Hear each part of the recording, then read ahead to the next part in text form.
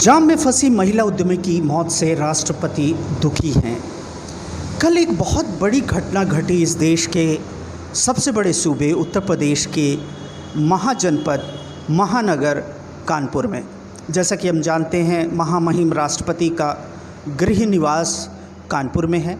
वो कानपुर आए हुए थे और उसी दरमियान ट्रैफिक व्यवस्था में एक एम्बुलेंस फंस गई। ये ट्रैफिक व्यवस्था राष्ट्रपति कोविंद के लिए की गई थी और इस एम्बुलेंस में एक महिला 45 मिनट तक अपनी ज़िंदगी और मौत से जूझते हुए आखिरकार उसने दम तोड़ दिया। हालांकि ये महिला कोई आम महिला नहीं थी, हालांकि सबकी जान बराबर होती है, लेकिन इस देश में ऐसे हज़ारों लोग रोज़ मरते हैं। लेकिन कल की मौत एक ख़ास मौत थी, क्योंकि ये महिला कोई आम महिला नहीं थी। इसको समाचारों में सुर्खियाँ मिली, आज अखबारों में भी सुर्खियाँ मिली हैं। मैं बात कर रहा हूँ उस महिला की जो उस एम्बुलेंस में थी। उनका नाम है वंदना मिश्रा। वंदना मिश्रा दरअसल इंडियन इंडस्ट्रीज़ एसोसिएशन IIA की महिला इकाई की अध्यक्ष थी कानपुर में। शायद इसीलिए उनकी मौत पर इतना लोगों के बीच में दुख है। हालांकि बहुत से ऐसे लोग एम्बुलेंसेस में डेली मर रहे हैं, हज़ारों लोग मर रहे हैं जिनकी चर्चा भी नहीं होती है। और इस तरह के VIP मूवमेंट में अक्सर गरीब लोग अपनी जान गंवा देते हैं और उस पर चर्चा तक नहीं होती है। लेकिन ठीक है, हम उनके उनके निधन पर बहुत दुखी हैं, हम श्रद्धांजलि देते हैं। लेकिन जो सबसे बड़ा सवाल है कि क्या इस तरह के VIP मूवमेंट्स में आम शहरियों की ज़िंदगी को इस तरह खतरे में डाला जा सकता है? हम किस व्यवस्था में जी रहे हैं? उस व्यवस्था में जी रहे हैं जहां पर हम अपनी सरकार खुद चुनते हैं और वो सरकार हमारी सेवक होती है, लेकिन चुने जाने के बाद वही सेवक हमारे मालिक हो जाते हैं और हमारे ऊपर इस तरह से व्यवहार किया जाता है। ऐसा लगता है कि वो शासक हैं, हम उनकी प्रजा है। हमें घंटों ट्रैफिक में रोक दिया जाता है, चाहे हम बीमार हों, चाहे ज़रूरी काम से जा रहे हों, चाहे दवा लेने जा रहे हों या किसी रिश्तेदार के यहाँ जा रहे हों। हमें घंटों जाम में फंसे रहना पड़ता है, क्योंकि हमारे मालिक लाल बत्ती में निकलने वाले हैं। आधे घंटे पहले ही ट्रैफिक को रोक दिया जाता है।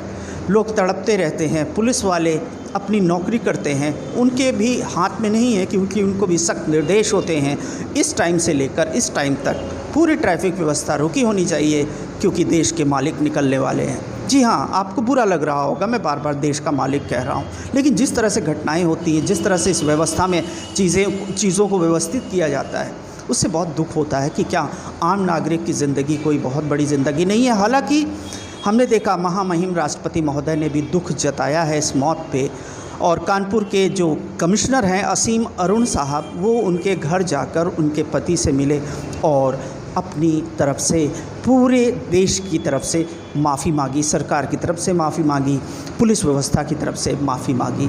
लेकिन क्या माफ़ी मांग लेने से वंदना मिश्रा जीवित हो जाएंगी?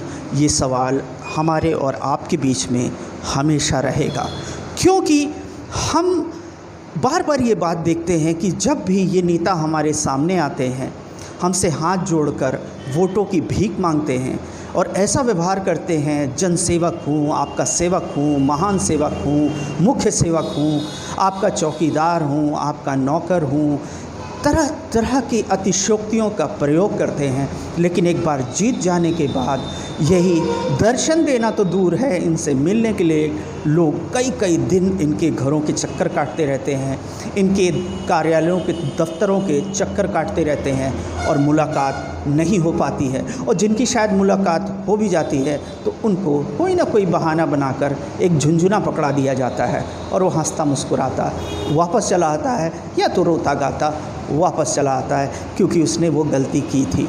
हालांकि वो गलतियां बार बार करता है, हर बार करता है, और ऐसे लोग को चुनकर भेजता है जो उसी के बार बार झुंझुना पकड़ाते हैं और वो उसी को पकड़कर खेलता रहता है।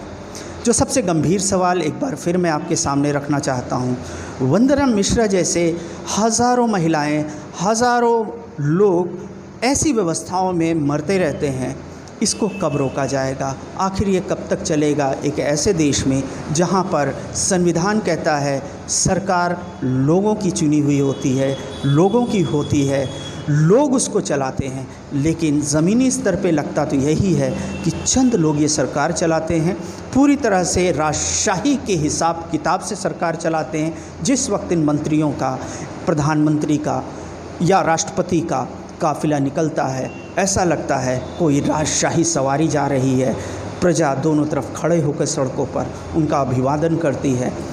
ये व्यवस्था इस देश के लिए कम से कम ठीक नहीं है। जिस देश में 123 करोड़ लोग हों और वहाँ पर चंद लोग इस तरह की हरकत करें, तो ये कहीं से भी नहीं लगता कि भारत एक सफल लोकतंत्र है। ये लोकतंत्र का फेलियर है इस देश में। इस पे हमें आपको विचार करना होगा और देखना होगा कि आने वाले समय में हमारी युवा पीढ़ी इस पर क्या करती है। इन्हीं शब्दों के साथ मैं रोशन खान आपसे विदा लेता हूं, लेकिन ऐसे गंभीर मुद्दों पर बार बार आपके सामने आता रहूंगा। जय हिंद, जय भारत, नमस्कार, अस्सलाम वालेकुम। मैं रोशन खान, द इंक न्यूज़ से।